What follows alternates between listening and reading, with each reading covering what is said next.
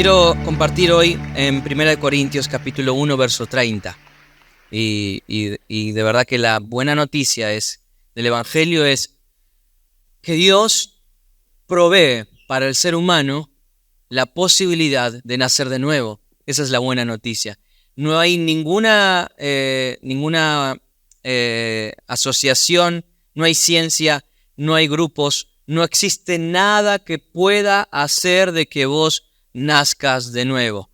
Algunos pueden ponerte parches, pueden ayudarte a mejorar, pero el único que puede darte la posibilidad de que puedas experimentar esto de nacer de nuevo es Jesucristo. Y eso ocurre a través del bautismo.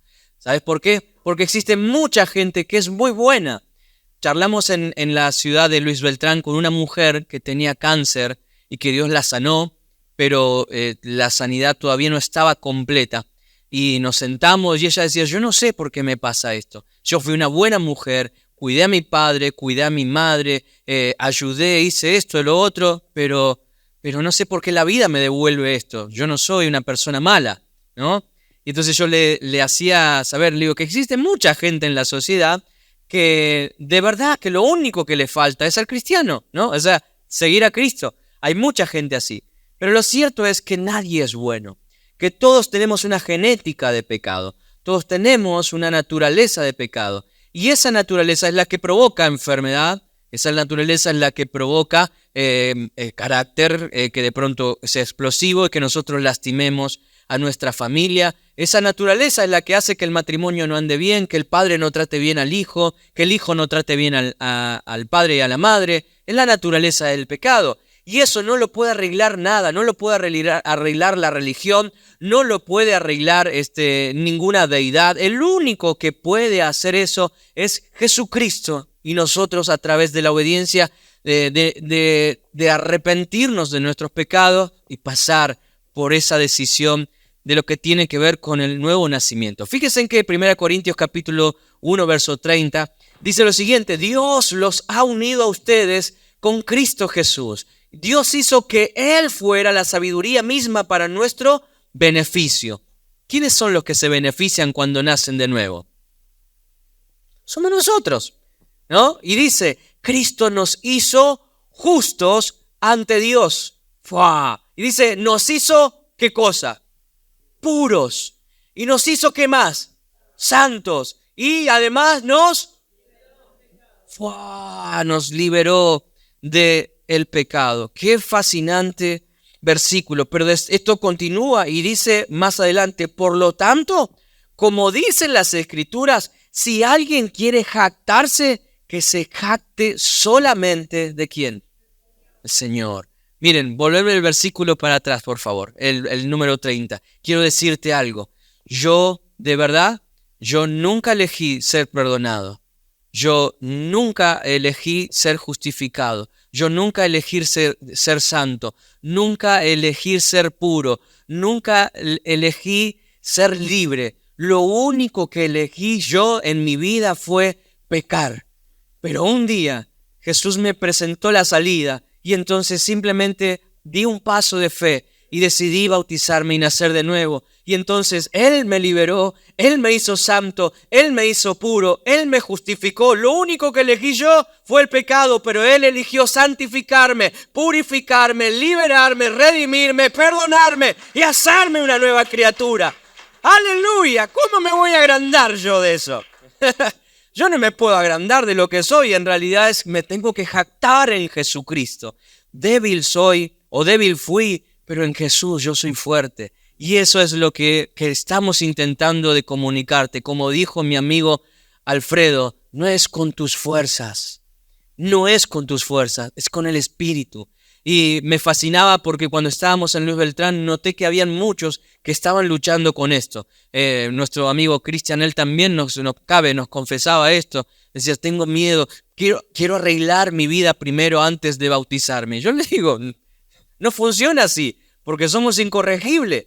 La manera de que de pronto Dios pueda hacer algo es que nosotros nos rindamos. Y el título de este mensaje es eso, rendición. O sea, literalmente es lo que Dios espera de nosotros, que nos rindamos. Porque cuando nos rendimos y decidimos obedecer a Cristo en lo que tiene que ver con arrepentirnos de nuestra manera de vivir para nuestros propios deseos, para nuestra propia voluntad, nuestros propios planes y proyectos. Además, cuando hacemos eso y nos bautizamos, Él comienza a vivir en nosotros. Él no quiere ayudarnos, Él quiere hacerlo todo para que nunca la gloria sea de nosotros, sino que siempre sea de Él. Porque si vos decís y venís a la iglesia o venís al templo, como hoy nos pasa que nos visitan por primera vez nuestras dos amigas, si ellas o alguno de nosotros estuviera sentado diciendo, bueno, yo quiero empezar a venir a la iglesia porque quiero cambiar, quiero mejorar, y después cuando esté lista o esté listo, bueno, voy a nacer de nuevo, voy a pasar por el bautismo,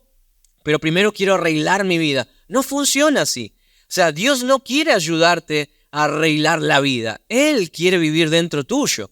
Tenemos testimonios en este lugar de tanto chicas como chicos que de pronto estaban siendo esclavos de la droga, de la marihuana. Y bueno, yo estuve compartiendo estos testimonios ayer en Luis Beltrán. Y hay muchas personas que dicen, yo quiero que Dios me ayude a dejar la marihuana. No funciona así. No es así. Es Cristo viviendo dentro tuyo. Cuando Cristo viene a vivir dentro tuyo, Jesús no se droga. Entonces, por esa razón lógica, no va a haber un deseo. Germán me decía, hay un versículo extraordinario en la Biblia donde dice que el Espíritu Santo nos quita el deseo de pecar. Yo nunca había sentido eso, de verdad. Nunca había, además sentía todo lo contrario. A veces nos sentábamos y con mi esposa teníamos una frase en común, una gana de pecar, ¿no? Porque mi esposa, me acuerdo que cuando recién se bautizó me contaba que tenía una amiga, no voy a hacer el nombre porque estamos filmando, ¿no? Pero decían, una gana de pecar, vamos a poner el ranking de la 93.3, o sea, en esa época no había tanto internet. 97.1, ¿viste? El 93.3 de re viejo, la Atlántica Latina, ¿no? Te escuchábamos los boleros de Luis Miguel, qué viejo. Qué viejo. Saltó el viejazo, el cassette de acá. Bueno, entonces, pero el Espíritu Santo provoca eso, o sea, te quita el deseo de pecar. Y yo quiero abrirte mi corazón. O sea, yo de verdad te digo, cuando yo era esclavo del pecado también, al igual que muchos acá, esclavo del pecado, cuando entendí la gracia, primero tuve que sacarme el chip de que Dios estaba enojado. Cuando entendí que Dios nos amaba y que Él quería proveer una salida, la buena noticia de la gracia redujo en mí el nivel de pecado del 100 al 50%, pero siempre volvía a caer. No duraba más de una semana y media sin pecar, sin caer en la misma debilidad absurda que me cacheteaba en medio de la invisibilidad cuando nadie me veía. Pero cuando un día experimento un nuevo nacimiento, descubro que ese nivel de 50 bajó a 0 y comprobé que lo que la palabra de Dios dice es verdad. Cristo nos quita el deseo de pecar, porque obviamente cuando Él viene dentro de nosotros nos libera del pecado. Entonces, hay algo anda mal cuando vos vas mucho tiempo a la iglesia y todavía seguís pecando, porque eso revela que, o una de dos, o el poder de Jesús es medio berreta que no sirve con vos para poder liberarte del pecado, o la otra, vos no entendiste quién es Él. Entonces, la buena noticia del Evangelio es que Jesús, a través de la cruz, provee una salida para ser libres de esta genética que no para de pecar, que no para de producir pecado. Y eso es el bautismo. Es el nuevo nacimiento. Jesús no ofrece una resurrección, lo que Él ofrece es un nuevo nacimiento. Así que mis amadas que están acá escuchándonos por primera vez, las dos que vinieron, y después todo lo que estamos acá, que aún todavía no hemos experimentado el nuevo nacimiento. Siempre me encanta recordar esto. Cuando Lázaro fue resucitado por Jesús, si Lázaro iba a comprar al negocio de al frente fiado, cuando murió se terminó la deuda. Pero cuando Jesús lo resucitó, ¿qué pasó con la deuda? Volvió. ¿verdad? Porque el tipo ya está, es el mismo. Pero lo que Jesús ofrece es una nueva vida, es un nuevo nacimiento. O sea, ya Pablo dijo, ya no vivo yo, Cristo vive en mí. Esto no significa que vos ahora tenés que pedir un préstamo multimillonario y después te bautizás para que no te conozcan, ¿no? No funciona así. Lo que está diciendo es que literalmente cuando nosotros nos rendimos, Dios nos provee una salida. Y no es un borrón y cuenta nueva, siempre lo decimos, el borrón y cuenta nueva es lo más legalista que puede existir. Lo que Jesús ofrece es una vida sin cuenta, sin libros. No hay condenación para los que están en Cristo Jesús. Las únicas cosas que se escriben de nosotros son los hechos que hacemos para discipular a otros, para ayudar a otros, para extender la buena noticia. Así que, mis amados, esto es lo que estamos viviendo. 8 locos fueron para Luis Beltrán y eso se tradujo en una semana en 22, 23 nuevo nacimiento. Imagínense en cuánto haríamos en Mar del Plata si cada uno de nosotros durante nuestra semana invirtiéramos nuestro tiempo para compartir el misterioso plan de Jesús a las personas que se nos acercan y que nos rodean. Por eso es tan importante, mis amados, que nunca perdamos el eje. Funciona. Tuvimos una semana nada más en ese lugar y lo único que hicimos fue compartir lo que ustedes ya han escuchado una y otra vez, y el Espíritu Santo obró de una manera es tremenda, y estamos convencidos de que nuestros nuevos discípulos allá, no nuestros, los discípulos de Jesús, ¿no?, que están allá, los que nacieron de nuevo, van a hacer un lío, un desastre hermoso allá en Luis Beltrán. Pronto van a estar bautizando y durante estas 2 semanas vamos a tener a 4 de ellos acá entre nosotros y los tenemos que bendecir, los tenemos que amar, les tenemos que mostrar cómo vivimos esta nueva vida en Cristo y a su vez tenemos que compartirle todo lo que a vos te bendijo para que ellos se vayan acá equipados, para que puedan seguir haciendo discípulos para Jesús, no solamente en Beltrán, en Chuelechuel, en La Marca, en Sierra Grande, en todo lado donde el Espíritu Santo los comience a llevar. ¿Cuántos dicen amén? Ahora, ¿cuándo Dios puede usarte? Cuando nos rendimos. Es ahí cuando experimentamos esto de que Dios puede usarnos, puede liberarnos, puede transformarnos, porque es por su Espíritu, no es con nuestra fuerza. Y eso es lo que estamos viviendo, es lo que contaba recién nuestro amigo Alfredo. ¿Y saben qué? Quiero contarte una historia muy cortita que está en Hechos capítulo 7, verso 22. Es la historia de un loco muy famoso que tipificó en el pasado a Jesús. Se refiere a Moisés. Quiero que vayas un versículo para atrás para que más o menos recordemos la historia. ¿Se acuerdan de Moisés, el príncipe de Egipto? Dice la historia que cuando tuvieron los padres que abandonarlo, la hija de Faraón lo adoptó y lo crió como su propio hijo. ¿Recuerdan esa historia? Y después dice, a Moisés le enseñaron toda la sabiduría de ¿quiénes? Y dice que era poderoso tanto en ¿qué? Era poderoso en palabras y en acciones.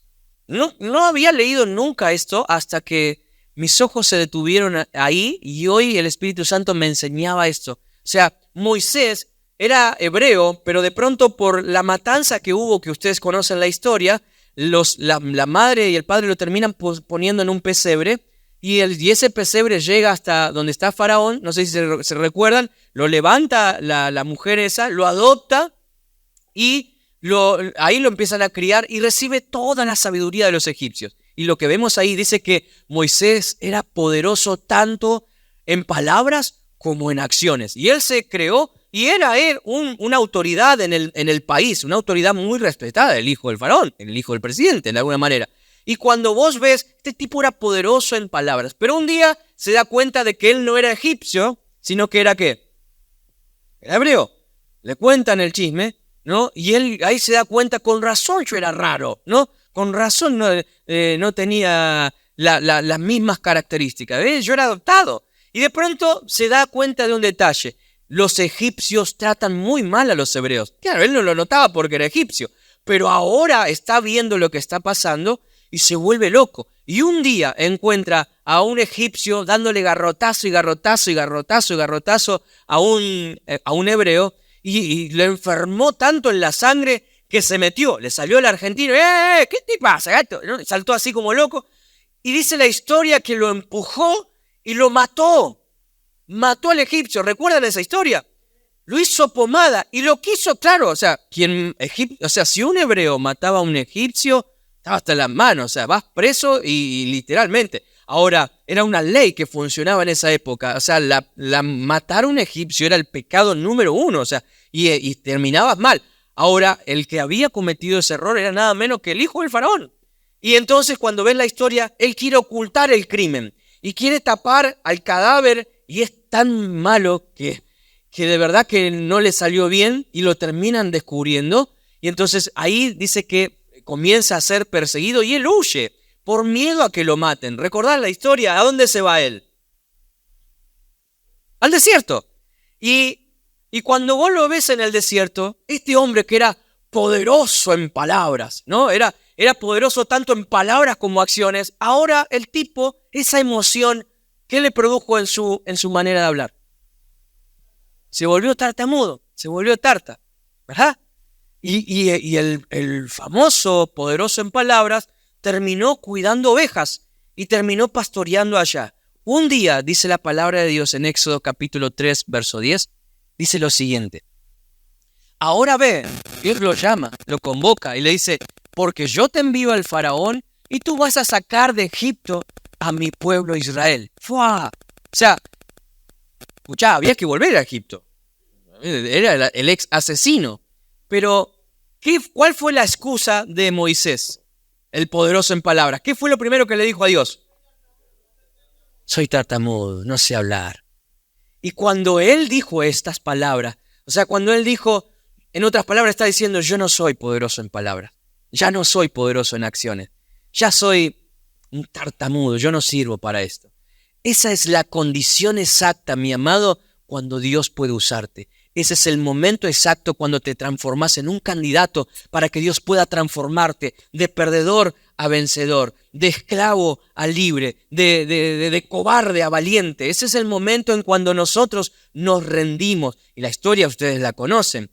Dios termina usando a Moisés para liberar a Israel de Egipto y la historia se pone fabulosa y vemos ahí un hombre utilizado. Que si vos te pones a acordar, el tipo no pudo matar ni siquiera, no pudo enterrar ni siquiera un solo egipcio. Pero cuando él reconoció que no podía, cuando él reconoció que era débil, cuando él reconoció que era tarta, cuando él reconoció que no podía hacerlo con sus fuerzas, un día Moisés, dice la Biblia, que clava la vara en medio del mar rojo, el mar se abre y empieza a cruzar todo el pueblo de Israel en seco y luego ya no era un solo egipcio, venía todo el ejército de Faraón atrás y cuando llega en el momento propicio, en el momento indicado, el mar se cierra y Moisés, ahora que estaba rendido, es capaz de sepultar debajo de las aguas del mar rojo no solo a un egipcio, a todo el ejército de Egipto y también incluso a Faraón.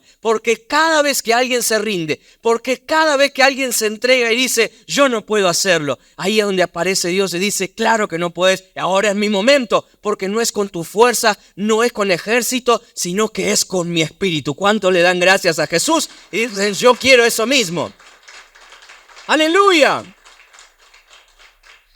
Y quiero cerrar con lo que la palabra de Dios dice en Primera de Pedro. Algunos no creen que voy a cerrar, pero de verdad les estoy diciendo voy a cerrar. Así que para que me crean, Noldo venía al piano, mira, porque viste que, claro, las ovejas se acostumbran, viste que cuando escuchan va a terminar, dicen, oh, gloria a Dios. De verdad, quiero decirles con todo mi corazón, qué bueno que estuvo hoy la palabra predicada por nuestros amigos, tanto Cabe como Mari como Alfredo. Ellos dijeron las palabras que yo quería decir esta noche, o que el Espíritu quería decir. No es con tus fuerzas. No vas a poder cambiar nunca con tus fuerzas. No lo vas a lograr. Amada, de verdad, es imposible hacerlo. Somos incorregibles. Pero cuando nos rendimos como Moisés, cuando después de creernos, como decía, poderoso en palabras y acciones, nos creemos inútiles, tartamudos, decimos yo no puedo para esto. Ese es el momento indicado y fabuloso donde Dios puede obrar y puede hacer lo que nadie puede hacer en nosotros. Entonces Jesús dice a través de Pedro en esta carta, en 1 de Pedro capítulo 5, verso 5, las palabras más extraordinarias que yo escuché. Del mismo modo, ustedes hombres más jóvenes tienen que aceptar la autoridad de los ancianos. Todos sírvanse unos a otros con humildad. Porque, ¿qué hace Dios? Dios, ¿a quién se opone? Pero muestra su favor a los humildes. ¿Saben? Durante mucho tiempo me pregunté por qué a veces algunas cosas no me salían. ¿Por qué a veces no me iba como yo esperaba? ¿Por qué a veces de verdad que había áreas que estaban frenadas? Que yo lo estaba intentando con mis propias fuerzas. Y yo creí que era el diablo el que me estaba poniendo la pata ahí, haciéndome la complicada. ¿Te ha pasado alguna vez eso? Te digo algo, no es el diablo. Es Dios. porque Dios se opone al orgulloso. ¿Quién es el orgulloso? El que dice yo puedo. O tal vez me falta un poquito de ayuda de Dios, pero yo lo puedo hacer. No funciona así. ¿Sabes a quién le da favor inmerecido? Gracia.